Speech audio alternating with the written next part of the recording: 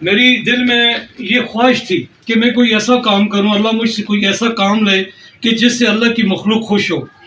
تو میرے ذہن میں کافی عرصے سے یہ باتیں تھیں، سوچتا رہا، اللہ پاک نے مجھے توفیق دی تو میں نے الحمدللہ یہاں پر اپنے والد کے نام پر ڈاکٹر عبدالرحیم القرآن ٹرسٹ بنایا۔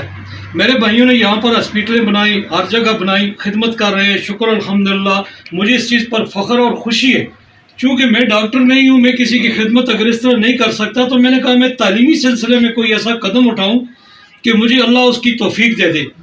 دیکھیں بات یہ ہے، یہاں پر میں بڑی مارکیٹ بنا سکتا تھا، پھر میں بہت سارے کام کر سکتا تھا، لیکن کیا کرنا، میں نے پیسہ کمانا تھا۔ اللہ گواہ ہے مجھے پیسے سے کوئی محبت نہیں ہے، میرے اللہ کا شکر ہے جو میرے والد کی محنت ہے، جو انہوں نے ہمیں دیا ہے۔ میں کہتا ہوں اگر اس کو ہم سنبھال کر کوئی کام کریں تو یہ ہمارے لیے بہت ہے۔ تو اب کیا کام کریں؟ تو اس کے لیے میں نے یہ سوچا کہ مجھے اللہ توفیق دے میں دینی کام کروں، تو دین کی طرف الحمدللہ میں نے اپنے والد صاحب کے نام پر یہ القرآن ٹرسٹ بنایا، اور یہاں پر خواتین علماء ہیں اور خواتین 40-50 یہاں پر پڑھ رہی ہیں، اور مجھے بڑی خوشی ہے کہ یہاں پر ہم نے جو سلیبس رکھا ہے، نماز ہے، روزہ ہے، زکوٰۃ ہے، حج ہے، اس چیز کا بنیادی ہم نے یہ بڑی خواتین کو 40 سال کے اوپر والی عمر کی خواتین کو، اور اب یہاں پر چھوٹے بچیاں بھی پڑھ رہی ہیں، اور 40-50 ہمارے پاس ابھی طالب علم میں یہ خواتین ہو گئی ہیں۔